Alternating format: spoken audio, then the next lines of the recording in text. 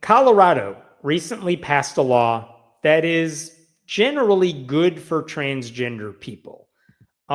This is the headline that said transgender Coloradans receive new discrimination protections as Governor Jared Polis signs bill into law. This is House Bill 1312. It's called the Kelly Loving Act. And you can see in the subheading there, it makes it easier to change your name, your gender identity on your driver's license, on your passport, birth certificates, things like that. That's nice. Among the other things this bill does is it says if you're a public school that has a dress code for boys and girls, you cannot punish a student for wearing clothes of either group. So for trans kids who might dress one way, you can't punish them for not wearing what you think they should be wearing. So that's helpful. It also says if public schools have a policy that teachers can use students' nicknames, well, then you got to use trans kids' chosen names as well. Fine, good. I mean, those are all good things. So yay, I'm glad this bill passed. Now, interestingly enough, this is actually the watered down version of the bill because the original version said if you're dead naming or misgendering a trans person, that violates the Colorado Anti-Discrimination Act. And if you're in a place of public accommodation, judges could use that against you as an act of discrimination if you're dead naming them. It also, the original version of this bill also said if there is a custody battle between two parents and the judge is trying to decide how much time a child should spend in each parent's home, if the child is trans and one of the parents is dead naming them and not respecting their gender identity, the judge could factor that in when deciding custody time. Now, those two aspects of the bill, the dead naming being anti-discriminatory and the custody battles, those two provisions were stripped from the final bill. There was a lot of controversy about it. Even some Democrats were reluctant to sign off on that, so they got rid of them. So the version of the bill that got signed, it's good. Doesn't really do any of the big things some advocates were hoping for. But the big thing you should take away from this is that all of this would apply to public spaces. Because if people want to be anti-trans bigots in their private lives, they're allowed to be. That is kind of how free speech works, right? Civil rights laws were passed. You'll never believe this. There are still racists around. And sometimes they get elected to things. So passing a law that prohibits public discrimination of trans people, that's good, but also private discrimination is still very much allowed. So the point is, that law would not apply to churches or just individuals who are horrible people. Like if J.K. Rowling steps foot in Colorado, she'll be just fine. You know what I mean? And yet, for months while this bill was being debated, there was a group that was fighting against this bill. This is the website they set up, the Fight Against Colorado House Bill 1312. And according to this, who are they? This is a small group of Colorado pastors and faith leaders from small churches across the state, and they're doing all we can together to oppose these assaults on our people's God-given liberties, by which they mean we really hate trans people and we want to keep hating trans people, and we want to protect our right to really hate trans people. And they're saying that this bill needs to be stopped because it'll go against their bigotry, which they really want to preserve somehow. So this website, it was run by a group called Fight 1312. And that's that group of pastors. Now, one of those group's ringleaders, it was a guy named Pastor Chris Goble of Ridgeline Community Church. Let me show you what he said to his congregation back in April when he was starting this little Fight 1312 group. HB 25-1312 would make it a crime to be honest about reality and to refuse to call someone by their gender-confused pronouns. Furthermore, it would force even faith-based schools to have to call a confused child their fake pronouns, and would fine these schools if they didn't. And lastly, and most heinously, parents could even lose custody of their children, of their God-given children, to the godless state if they didn't affirm their child's gender confusion. So pretty much all of that was wrong. None of that was accurate. Just to be clear here, anti-trans discrimination would be prohibited in public spaces, but bigots being bigots in church would not be a crime because it's never a crime.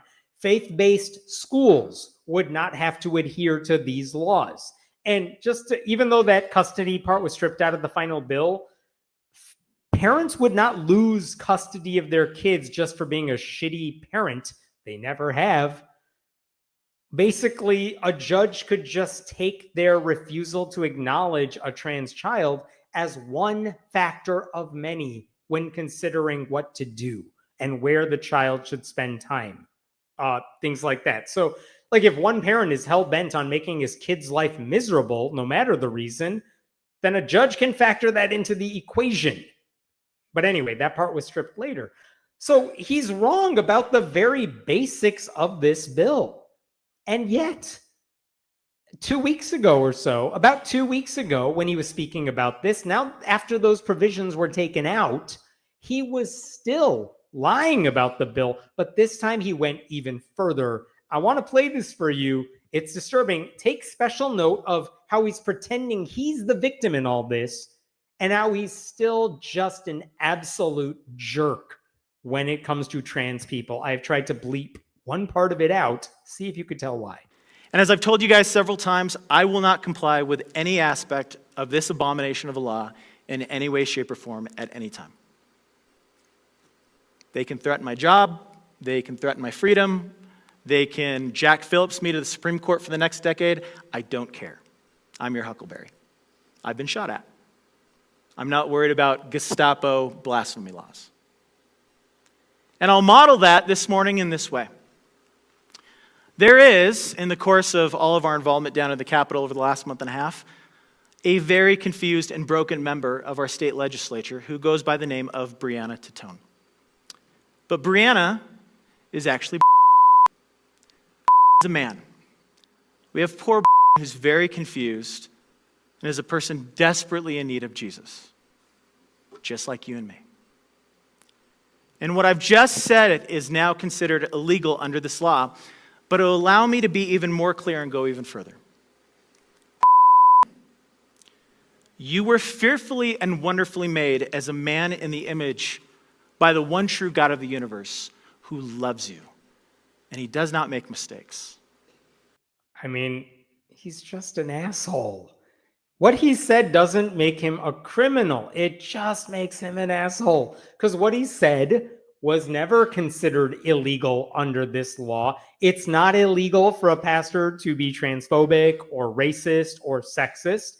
I mean, it'll make me think less of him and everyone who attends his church. But at no point would he ever go to jail or get sued for delivering a hate-filled sermon. White evangelical churches do it every week. They're doing just fine. Right? It's just par for the course for them. And as much as he wants to cosplay as a martyr, he's just a jackass using his platform to bring down others. Brianna Titone, who's one of the co-sponsors of this bill in Colorado, she uses her platform to lift marginalized people up. That's the difference between those two. This guy also, I mean, besides just saying that she needs Jesus, which, what the hell? This idea they can threaten my job, they can threaten my freedom, they can Jack Phillips me to the Supreme Court. Jack Phillips is the Christian baker who's like, I own a bakery, but trans people or gay people want to give me money to buy one of my cakes. Ew, I don't want cootie money. And so he's been going back and forth in the legal system. That's Jack Phillips. That guy's just an asshole who doesn't want to take gay money. And this pastor is like, they can Jack Phillips me to the Supreme Court. No one wants Jack Phillips in the Supreme Court. Jack Phillips definitely wants Jack Phillips in the Supreme Court. Meanwhile, his enemies were like, oh, you have a bakery? We want to give you money to buy one of your cakes. Can we do that? And he's like, no. He also says, I don't care. He says, I'm your Huckleberry, which is a line from Tombstone, the movie from like the early 90s, as if he's a hero here. He's taking the bullets for you. I've been shot at. Dude, you're a pastor in a white Christian church. You're doing fine. And then I'm not worried about Gestapo blasphemy laws. They're not. You said it right there and no one cares. We're calling you out for being a dick, but like the Gestapo is not coming after you. Anyway, you would vote for the Gestapo. What are you talking about? So after all of this, he bragged about his supposed martyrdom on social media. This is what he posted. I broke the law during my sermon this morning, several times actually, and in both services, because resistance to tyrants is obedience to God. He can't even spell resistance correctly. But no, he did not break the law. The law did not apply to him. This guy is so desperate to be a victim, he's just lying, and no Christian is going to call him out on it because, I don't know, they don't care about lies. You know how badly you have screwed things up when the local news is like, yeah, this dude's a liar. They're like famously not good at local news in general does not call out pastors or politicians. But here's 9 News' Kyle Clark, who's very good at his job. What I've just said is now considered illegal, Goble told his church. That is not true.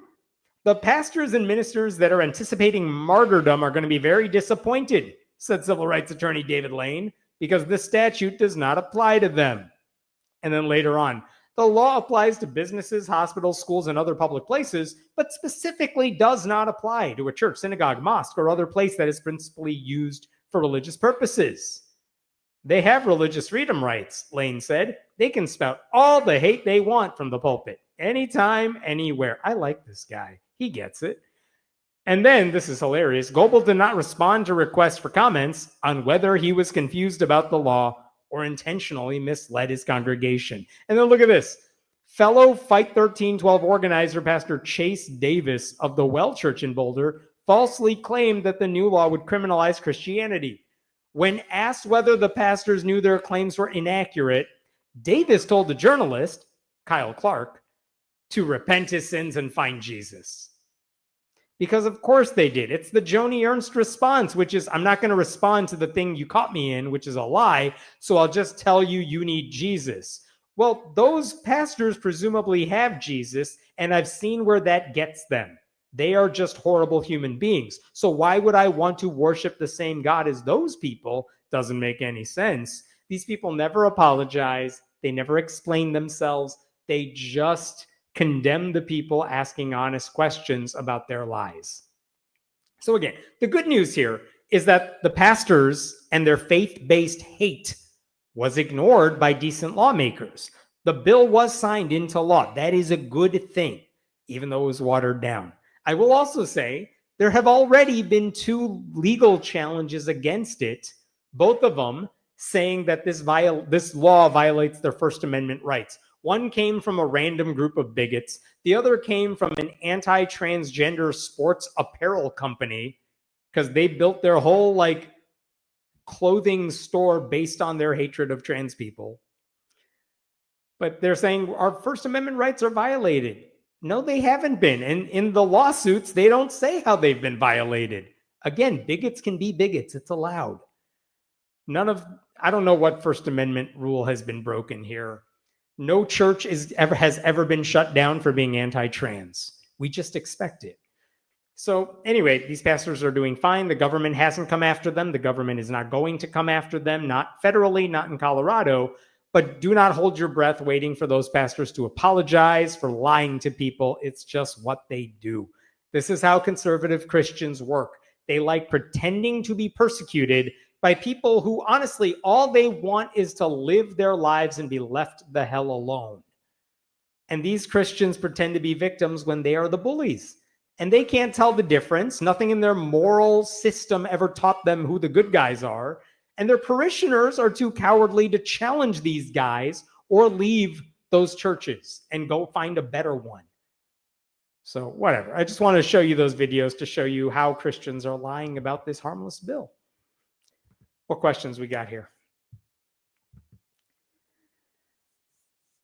Thanks for that donation, Olivia. If you have bad vision, don't get LASIK. If you got a heart malformation, don't get operated. God doesn't make any mistakes.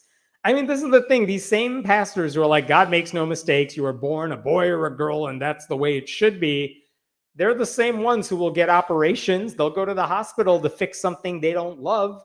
If they have a heart attack, you better believe they're going to find a doctor and not just pray for health. They always want to fix what they think is wrong with them, and they're not praying to get better. But when it comes to trans people, nope, God made you this way, you're stuck that way, so be it. Total hypocrisy. Paul said to obey the authority. It doesn't say to oppose tyrants. Thank you for that. I appreciate that clarification. Thank you, Keith. I will take your queer money, and I appreciate that. Happy Pride Month. Sean says, I'm happy living in liberal Colorado, but I worry that national law will supersede our state law. That could happen. And honestly, I'm not even a fan of the governor of Colorado these days, even though he's a Democrat. But I mean, you hope that the people in charge of your state, if it's a blue state, are doing good things. And this is a good thing. It's not as great as it could be, but it's a good thing. And that's all you can ask for. Like at this point anyway, you can't control what the Supreme Court's going to do or what Republicans in Congress are going to do. So, you take the wins you can get and you hope that states will fight back if the federal government tries to get in their way. My trans friends are not offended by being mistakenly misgendered. They're offended by the cruelty. Yeah, and that's what that pastor is doing, right? He's not making a mistake. He's purposely lying. He's purposely dead naming that politician because he just wants to be hurtful. That's what brings him joy in life. The godless state? Has he read the news? He should check out this live stream. I roll my eyes anytime I hear a conservative Christian call out the godless state. It's like, all right, well, if you want to get rid of all the religious references in our culture, in our politics, I'm happy to do it, but it's not happening. So I don't know what you think a godless state looks like, because this is pretty Christian to me. I hate the words homophobia and transphobia. They're not afraid. They are just assholes. Fair point. I appreciate you saying that. Yeah. The pastor has got it down. He's got his sincerity shtick down pat. Ditto his pretend loving shtick. I think it's one of the requirements if you're an evangelical Christian pastor. You got to have the fake sincerity voice, the fake I love you. That's why I want what's best for you. And what's best for you is not being anything I hate, which is gay or trans. Ugh.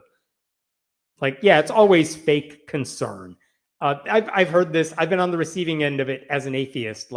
I love you. That's why I want you to find my God and only my God. That sort of thing.